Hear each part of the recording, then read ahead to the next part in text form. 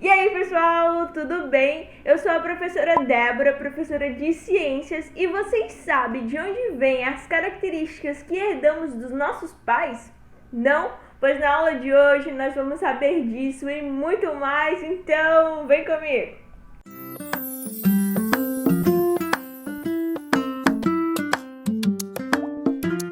Bom, gente, essa sequência de aulas agora que vocês vão ter, nós vamos falar sobre reprodução.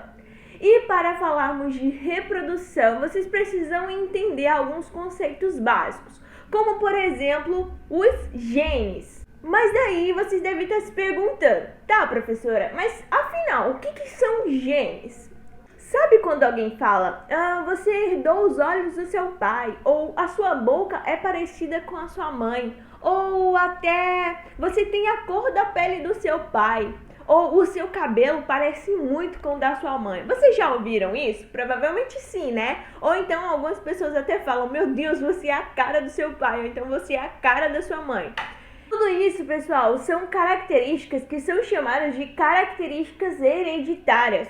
E as características hereditárias nada mais são que características que são herdadas de pais para filhos.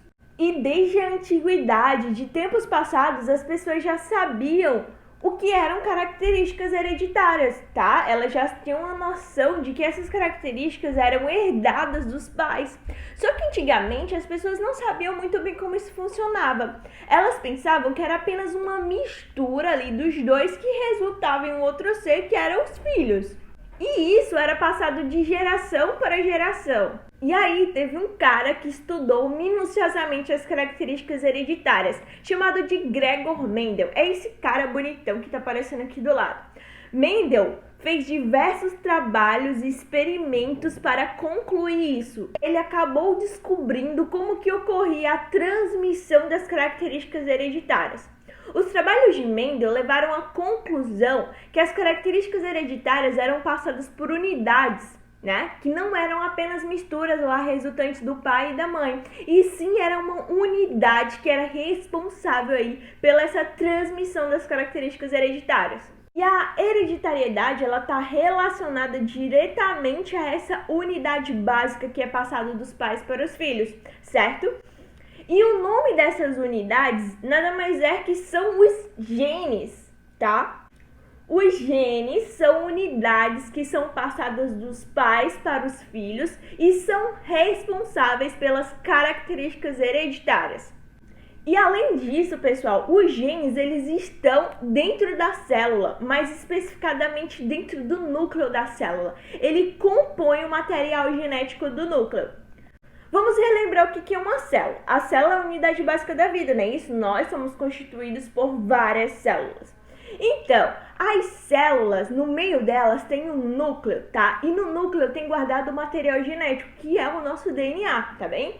Então, os genes, prestem atenção, os genes eles estão compondo o material genético das células, beleza?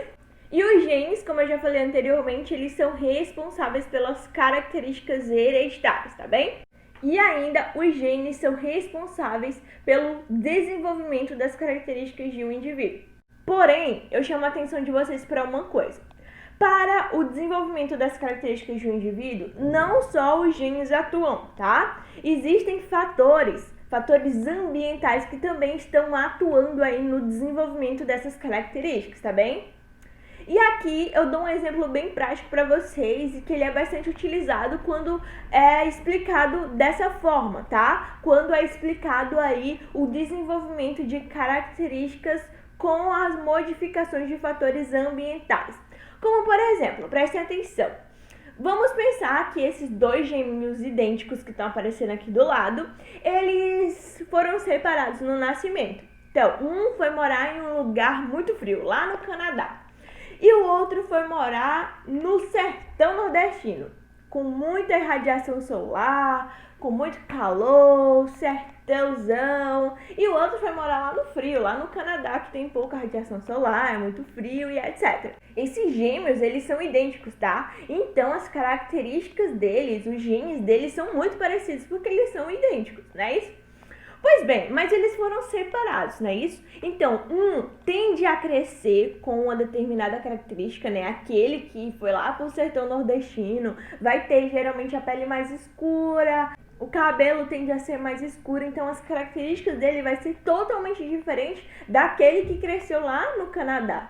Não é isso? Ele vai ter a pele mais clara, o cabelo tende a ser mais claro, a pele mais fina, não é isso? Porque eles estão em ambientes diferentes, tá? Então, essa é uma prova de que os fatores ambientais também vão atuar aí nesse desenvolvimento de características de indivíduos. Mas os fatores ambientais atuam juntamente com os genes, beleza? Pois bem, gente, e os genes, juntamente com a maneira com que eles atuam no organismo, são estudados por uma ciência muito especial chamada de genética.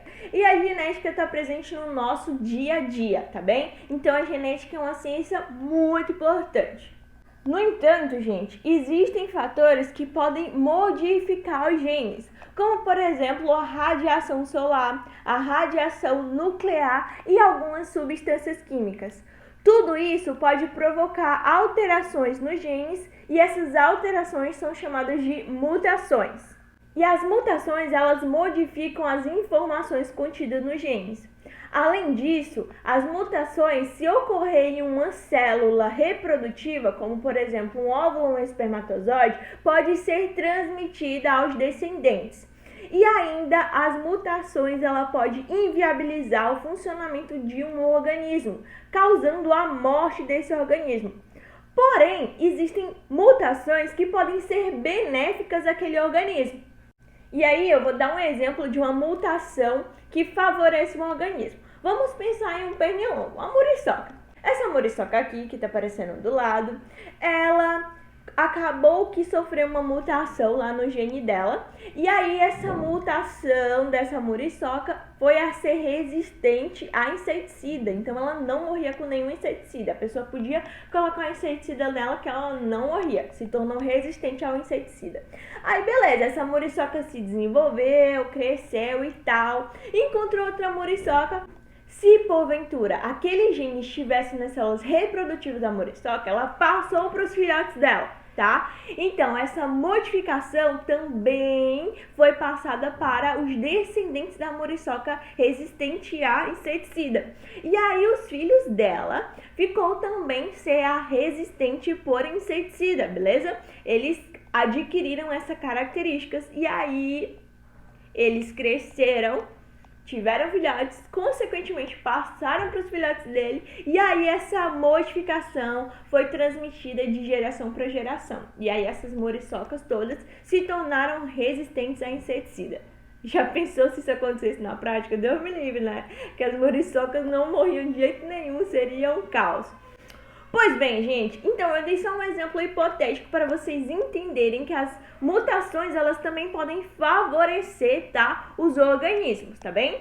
E todos os seres vivos existentes no planeta Terra, eles sofreram modificações ao longo da sua vida, beleza? E essas modificações foram nada mais que as mutações. Nós somos resultados de várias mutações que aconteceram ao longo de todo o surgimento da vida na Terra, tá bem? Um exemplo prático disso somos nós, eu e você. Nós somos da espécie Homo sapiens, né? Então, nós temos a capacidade racional de pensar. Essa capacidade foi adquirida por mutação, olha só. Foi adquirida ao longo do tempo por várias e várias mutações até resultar em nós, seres humanos, beleza? E eu tô falando tudo isso de mutação para falar que as mutações, elas são fontes de novos genes, tá? E esses genes, eles vão capacitar os organismos a lutar pela sobrevivência. Porque os portadores daqueles genes vão ser submetidos a condições naturais e aí os mais fortes, os que tiverem os genes que são mais resistentes àquele local, que vão ser mais favorecidos naquele local, vão acabar ali ganhando essa competição, tá bem? Esses genes, eles podem tornar aquele indivíduo mais apto para aquele ambiente, tá? E eles também podem ser incorporados à bagagem genética daquele indivíduo. E, consequentemente, se ele está incorporado à bagagem genética daquele indivíduo, ele vai transmitir isso para os seus descendentes. Por exemplo, agora mesmo pode estar ocorrendo diversas mutações aí nas suas células, vocês não estão nem percebendo, mas elas estão ocorrendo. E aí essas modificações, essas mutações podem ser vantajosas ou não, tá? E se elas for vantajosas, vão tornar você mais apto. E aí, se isso for incorporado à sua bagagem genética, você pode transmitir para os seus descendentes, e eles podem transmitir para os descendentes deles, e assim sucessivamente, tá bem? Então, pessoal, agora eu vou colocar um esqueminha aí falando sobre genes e essa introduçãozinha na tela para vocês copiarem, tá bem?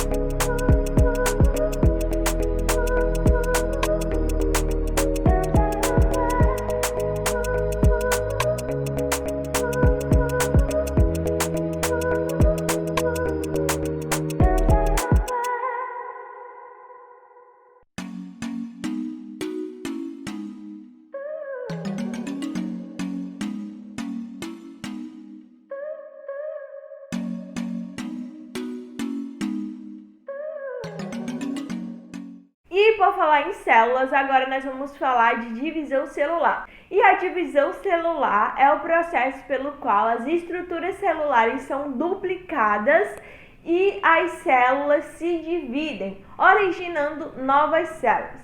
Querem um exemplo prático disso? Como, por exemplo, nós. Nós somos seres pluricelulares. Pluri é de muitos, então nós somos constituídos por muitas células, tá bem? E essa nossa constituição de muitas células é devido à divisão celular. Porque no início de tudo, nós somos uma única célula, tá bem? Nós somos resultado de uma única célula que se multiplica, se multiplica, se multiplica através da divisão celular até originar um organismo completo, tá bem? E isso é uma percepção bem nítida, porque ao longo da nossa vida inteira a gente está continuamente crescendo. Uma hora nós somos bebês e aí vamos crescendo, crescendo, crescendo até ficarmos adultos. E ao longo disso a gente passa por um crescimento em estatura. E o nosso crescimento em estatura é uma percepção da divisão celular que está ocorrendo continuamente no nosso organismo. Além disso, a divisão celular ela também possibilita a substituição de células que foram lesadas. Como, por exemplo, quando você se corta, abre um corte, né, lá na sua superfície corporal, não é isso? Então, esse corte ele é reparado, né? Acontece a cicatrização. Então, a cicatrização ela só é possível por conta da divisão celular, porque as células naquela região elas vão se dividindo, se dividindo, se dividindo até fechar completamente aquele corte. Mas aí vocês devem estar se perguntando, tá, professor, mas como que isso ocorre? Vou colocar um esqueminha na tela. Primeiro, eu tenho uma única célula e essa célula resolve se dividir. E aí o primeiro passo é duplicar suas estruturas. Então a célula duplica todas as suas organelas, todos os seus constituintes vão virar 2, tá bem? E aí ela inicia o processo de separação, de divisão. Então ela vai se dividindo até se separar completamente, originando 2 novas células.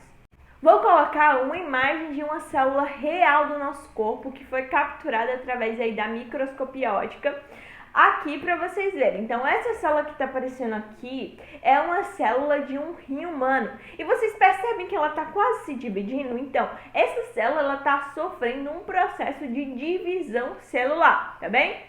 Agora eu vou colocar um videozinho, tá? Uma animaçãozinha para vocês verem como que a divisão celular ocorre na prática, beleza? Então nos vemos depois do vídeo.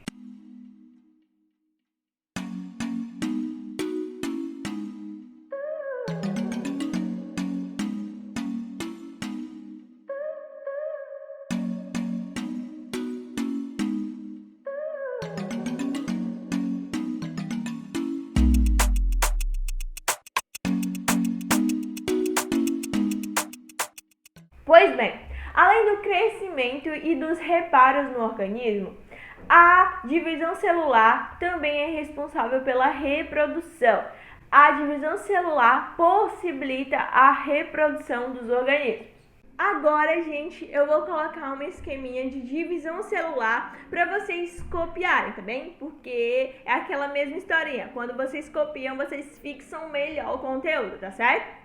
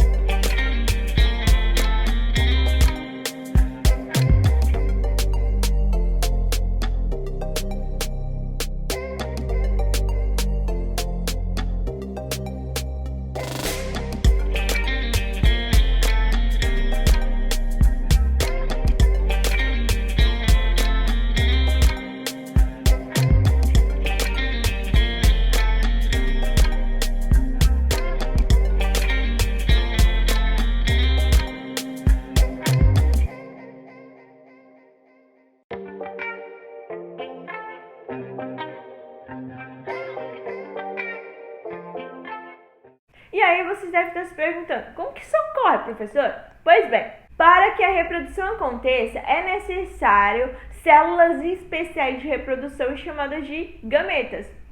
Os animais, eles têm dois tipos de gameta. Para os masculinos, o gameta é chamado de espermatozoide. E para feminino, os gametas são chamados de óvulos. E para a geração de um novo ser, o pai contribui com o gameta masculino chamado de espermatozoide.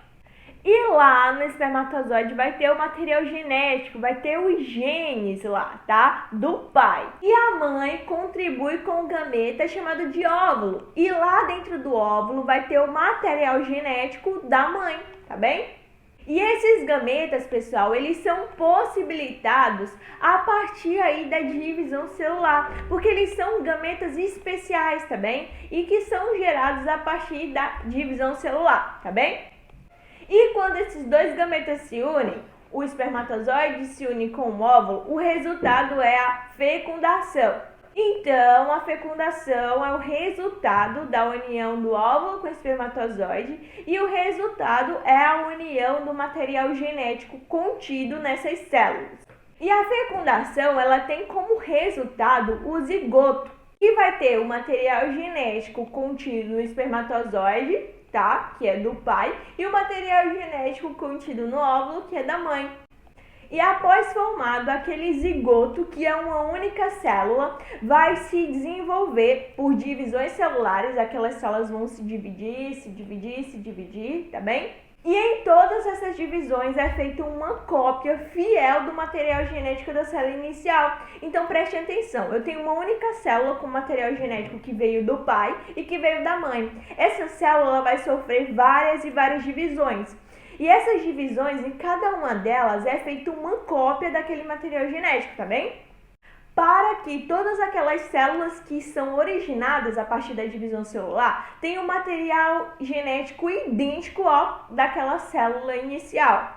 E aí, pessoal, se aquelas células não se dividirem da forma correta, tá bem? Pode causar algum tipo de problema para aquele organismo, beleza? Então, beleza, o zigoto ele vai se desenvolver, né? Vai originar novas células e cada uma daquelas células vai sofrer um processo de diferenciação.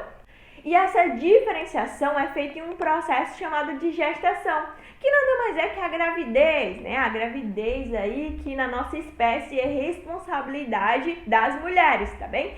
Mas, pessoal, eu chamo a atenção de vocês que nem todas as espécies de animais a responsabilidade é da mãe não, tá? Existem algumas espécies que a responsabilidade da gestação é do pai, como, por exemplo, os cavalos marinhos. Os cavalos marinhos, os machos é que ficam grávidos, tá? Então, essa é uma curiosidade aí bastante interessante aí dos animais, tá bem? Então, beleza, vamos voltar à parte aí da nossa gestação, né? Da gestação da nossa espécie. Então, as células, durante o processo de gestação, elas vão se diferenciar. E aí vão originar diversos tipos de células, como, por exemplo, as células do sangue, as células lá musculares, tá? E assim sucessivamente. E todas essas células, elas vão se multiplicar até formar os tecidos. E os tecidos vão dar origem aí aos órgãos, e os órgãos aos sistemas, até constituir um organismo inteiro, beleza? Então, perfeito, gente. Agora eu vou explicar como que acontece esse processo aí de reprodução humana com o esqueminha na tela. Então, esquema na tela. Pois bem, gente, esse é um esquema simplificado da reprodução humana. Primeiramente, eu preciso ter gametas, então os espermatozoides são células produzidas por divisões celulares, nas quais recebem apenas parte do material genético das demais células do organismo do homem. E os óvulos são gametas femininos. É uma célula produzida por um tipo de divisão celular, na qual recebe apenas parte do material genético das demais células do organismo das mulheres. Na fecundação, vai ocorrer a junção do material genético do espermatozoide e do óvulo. O zigoto é uma célula que contém um conjunto completo de genes. Uma parte desse material genético veio do espermatozoide e a outra parte do óvulo. E aí vai ocorrer sucessivas divisões celulares para produzirem novas células a partir do zigoto, que passa a ser chamado de embrião posteriormente, e feto até o nascimento. O recém-nascido é formado por células que contêm uma cópia do material genético do zigoto. E aí vai ocorrer sucessivas divisões celulares que produzem novas células, propiciando o crescimento do recém-nascido até atingir o tamanho adulto. E agora, gente, eu vou colocar esse esqueminha aí de reprodução para vocês copiarem no caderno cada etapa, tá bem? Então você coloca etapa 1, tal coisa acontece, etapa 2, tal coisa acontece, e assim sucessivamente. Então, nos vemos daqui a alguns instantes.